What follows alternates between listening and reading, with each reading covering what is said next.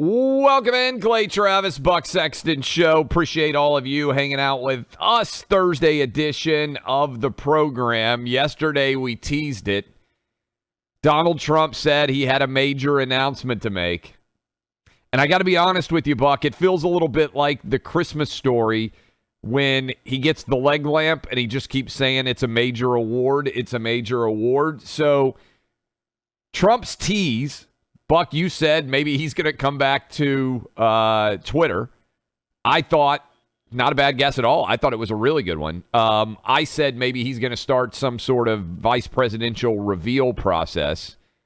Instead, and this is trending all over social media, he has himself in a superhero costume that is a NFT. It's basically a digital card.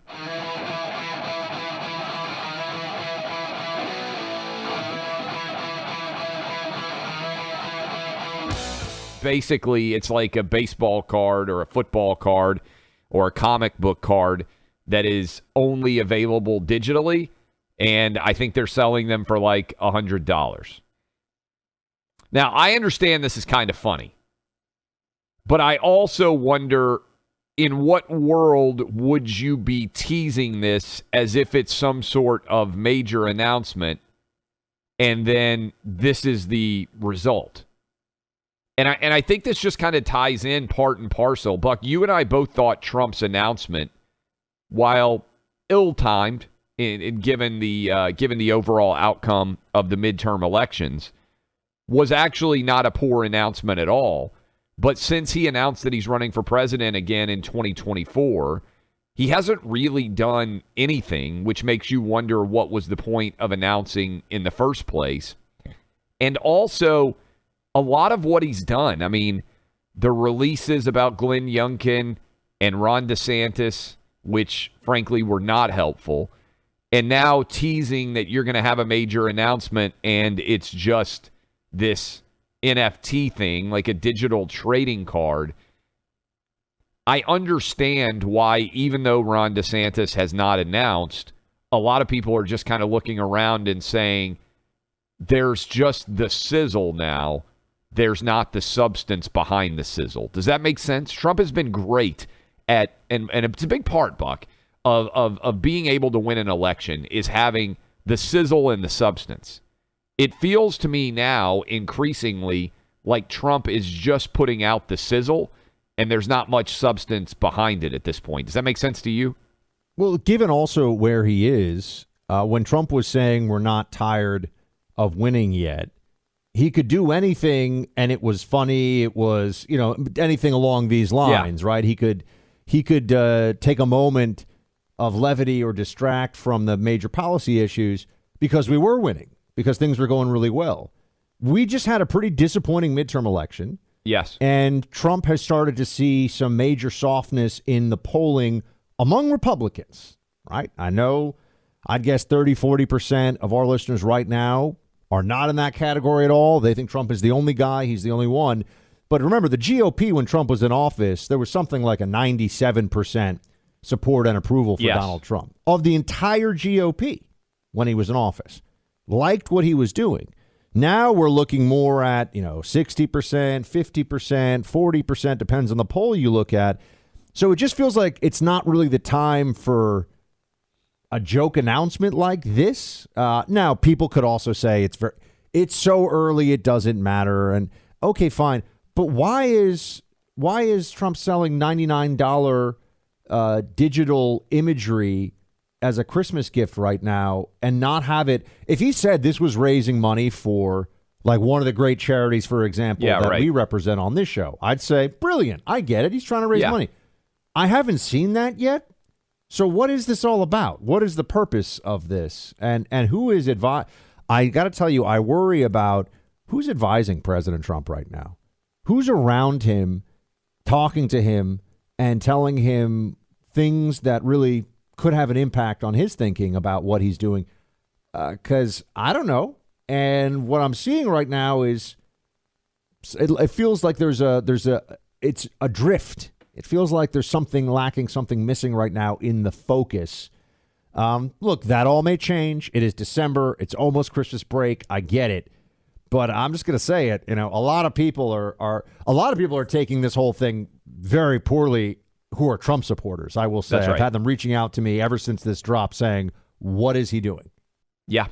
And I mean, we'll open up phone lines, 800-282-2882. I think a lot of people don't know hardly what we're talking about. You can go to clayandbuck.com. We'll put up kind of the image so you can check it out. We'll also have Clay and Buck tweet out exactly what he's doing.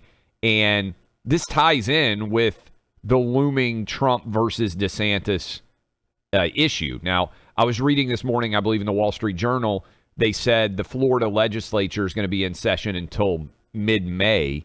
And so it's unlikely that DeSantis would make any decision, which is kind of squares with our timeline that we thought, hey, he'll decide in June, July, sometime in the summer, what exactly he wants to do when it comes to running. And a lot can change between now and then.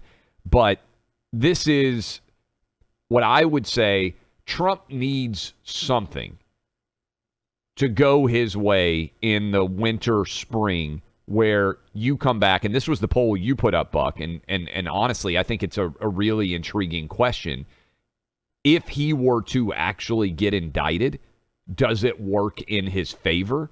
In other words, do people rally around him? Because I think certainly when Mar-a-Lago got raided, many people responded. When was that? August, I think, if I'm not mistaken, when that FBI raid of Mar-a-Lago happened.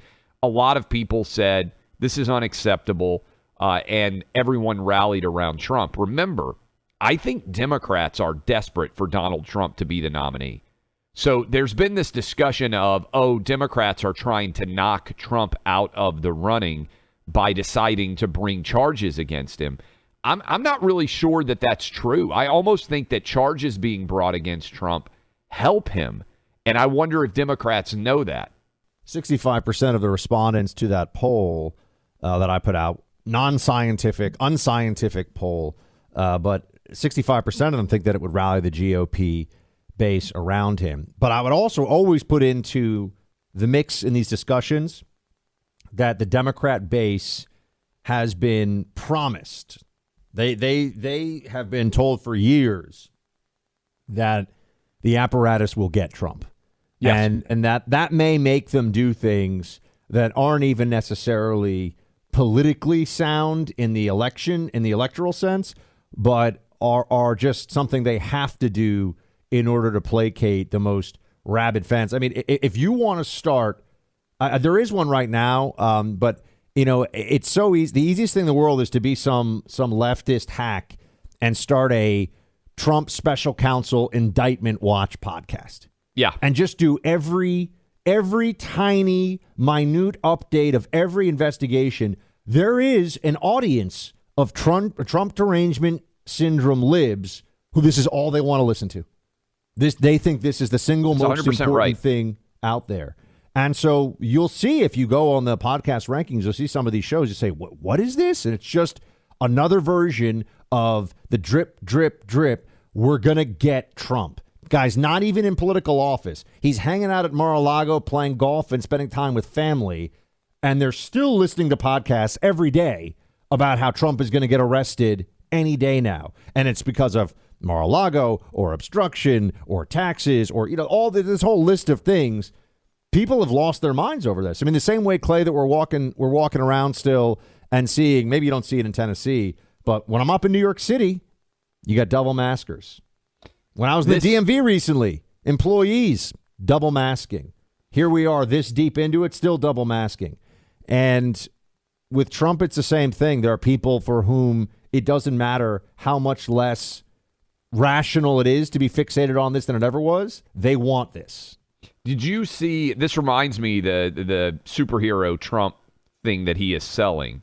I don't even remember if we discussed this, but there was a report, and I do think this is really funny, that when Trump was coming out after his COVID treatment, he contemplated being wheeled. Do you remember this story?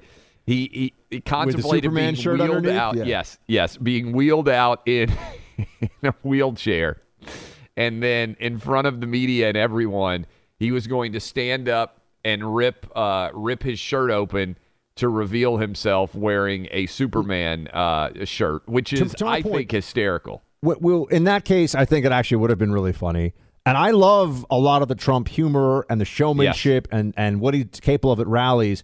I think, though, and I'm talking about people that I've talked to since this only broke, maybe an hour ago, 2 hours ago, but I've been getting text messages from different folks who are Trump supporters. They are pro-Trump to this day. They want him to be the nominee and the president of the United States. But the feedback you're getting from some of those folks is Herschel Walker just lost in Georgia. We didn't take the Senate. We didn't have the red wave in Congress. Joe Biden is the president right now. We can all sit around and argue about why that is, but Joe Biden is the president. Yes. We are tired of losing. We are not tired of winning. We are tired of losing, and we would like a focus on winning again. And I think even for the most ardent Trump supporter of the GOP faithful, I think that's fair. I think it's fair now to say, all right, everybody, it's big boy time. It's time to show some results and get things done. I know we're 2 years off from the election. I understand there's a lot that's going to happen between now and then, but that focus should kick in sooner than later. I think it's a good point. What is the best result that Republicans have had since the 2020 election? I think there's only one that Glenn Young can win, right? I mean, because if you look at all of 22, in terms of a win that you weren't anticipating, there were no huge wins. None. There were no huge wins. Lombardo won the governorship of Nevada for Republicans. That was almost the only big statewide win. Now, you can say Ron Johnson. It was great to have him win in Wisconsin, but I think it's 100% Glenn Youngkin. I've got another one for you. What's the big win we've had since 2016 when Trump won? And since we had unified control of the House and the Senate? Yeah. Since 2016, which was an amazing election, was yes, the most joyous, the best election I can remember, okay, in my lifetime as an adult. That was amazing. Since 2016, what is the election we've said, that's awesome, we really got it done? 2018, not very good. 2020, super disappointing. 2022, pretty disappointing. DeSantis racked up the huge win in this last gubernatorial election, which signaled a shift in Florida of millions of votes, which was a sea change and made Florida solidly red. And really now, Florida as a state, I mean, you could argue still Texas, but Florida is really the capital of the GOP, at least in spirit in many ways at this point in time. But if you're looking for other major wins, we haven't had them. And so I do think there's a degree of frustration, right? When you're the reigning champ, you make all the jokes you want. When you've lost a few bouts, I think people only want to see you out there jogging, training, hitting the heavy bag, getting it done. No, that's a great point. But I would say since 16, the only kind of unexpected wow, thank you win that Republicans have had in a statewide race may well be Glenn Youngkin as governor of Virginia. And I think that's worth thinking about in terms of contextualizing where the party is in a mental state aspect right now as we start to look ahead towards 2024. Yeah, I mean, we all understand what it's going to be. How do we win the necessary voters in Pennsylvania, in Georgia, in Arizona, Nevada, Michigan, Wisconsin, maybe a couple of other states, maybe New Hampshire? How do we win those states? That's it. Yep. That determines control of the government, control of the future of the country for at least 4 years. So, I think that work begins now. I'm happy to see that. Looks like there's there's a real, Harmeet Dillon is running for RNC chair, and she's a very smart, very serious lady. And let's actually let that process play out. She's obviously running against Ronna McDaniel. There hasn't been major shifts on the Republican side in leadership yet. But Mike Lindell is also running. I mean, that's going to be a battle in the RNC, right? But I do think that it is time for us. People sometimes say about the GOP, you got to know what time it is. It is wake up time, everybody. The time for a lot of jokes and silliness in terms of the leaders of the party. I'm not really feeling that so much right now. I think everybody wants to see us get some really big wins.